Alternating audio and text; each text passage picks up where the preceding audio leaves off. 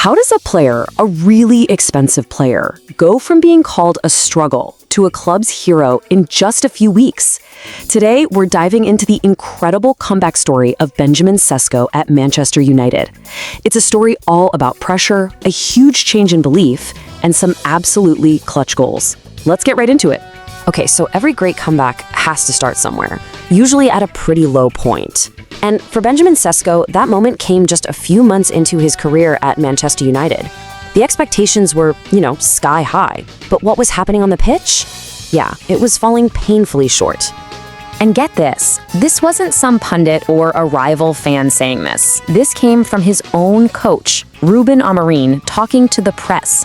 I mean, can you imagine being a young player trying to find your way, and your own manager publicly says that? That's gotta be just crushing. And let's not forget the bigger picture here. We're talking about a 22-year-old, he's in a new country, he's playing in the Premier League, which is notoriously tough, and he's got a nearly £74 million price tag hanging over his head. The pressure was already massive, even before the public criticism started. And look, Amorim's comment wasn't just talk. The numbers really backed it up. Just 2 goals in 17 games. For a striker who was brought in to be the main man up front, that is a deeply worrying return. The struggle, yeah, it was real and everybody could see it. But then, everything changed. Just like that. The whole story started to shift, the vibe around the club shifted, and most importantly, the feeling for Sesko himself just completely turned around. This wasn't just some small tactical tweak, it was a fundamental change in belief. So what happened? Well, the big change came in early January. Ruben Amorim left the club, and in came this new interim leadership team, club legends Darren Fletcher and Michael Carrick. This moment right here, this was the turning point for Sesko's entire season. So how'd they do it? Well, it was actually a pretty simple but brilliant 2-step approach. First, you have Darren Fletcher working on the mental side. He apparently sat Sesko down, showed him videos of himself at his best, scoring goals, making great runs, just reminding him of the player he really is. Then, Michael Carrick handled the tactics. He saw Sesko's huge 6'5" frame and basically told the team, let's use that. Start whipping crosses into the box. And you can hear the difference it made, straight from the man himself. This is the key right here. The tactics, yeah, they helped, for sure. But the real change was psychological. He went from a coach who was publicly doubting him to a management team that was building him up. He finally felt like everyone believes in me. And the results? I mean, they speak for themselves. Just look at this turnaround. From 2 goals in 17 games to a staggering 7 goals in just 8 games. This wasn't some slow, gradual improvement. This was a straight-up explosion of form, and you can trace it directly back to that change in management and belief. So, with his confidence soaring and the team finally playing to his strengths, Sesko completely transformed.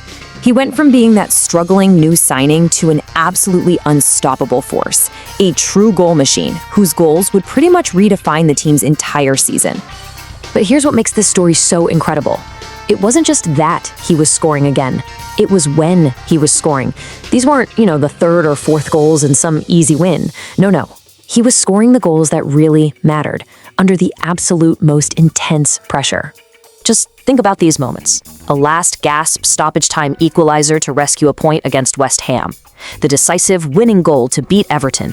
And then another winner against Crystal Palace. I mean, these are the moments that define seasons and turn players into heroes. So, what's the actual, tangible impact of all these clutch goals? Well, it all comes down to this number: 8. Sesko's goals since the coaching change have single-handedly earned Manchester United 8 crucial points in the league. Without those goals, their season looks completely different. And if we zoom out for a second, this isn't just a great run for a United player. This is league-leading form. Since the start of 2026, nobody in the entire Premier League has scored more non-penalty goals than Benjamin Sesko. He literally went from being a struggle to the very top of the charts. And of course, an individual comeback like this has had a massive ripple effect. Sesko's revival hasn't just saved his own career at the club, it's lit a fire under the entire team, and it's propelling them right up the league table. And the connection is it's undeniable. Before Carrick took over and Sesko hit this incredible run of form, United were kind of languishing outside the top 6. And now, they're sitting in 3rd place, firmly inside a Champions League spot. The whole team's form has been totally transformed. We're talking 6 wins from their last 7 games. They're the only team in the league that's unbeaten since Boxing Day. And with just 10 games left to go, they are on a clear path back to Europe's top competition, all powered by their reborn striker.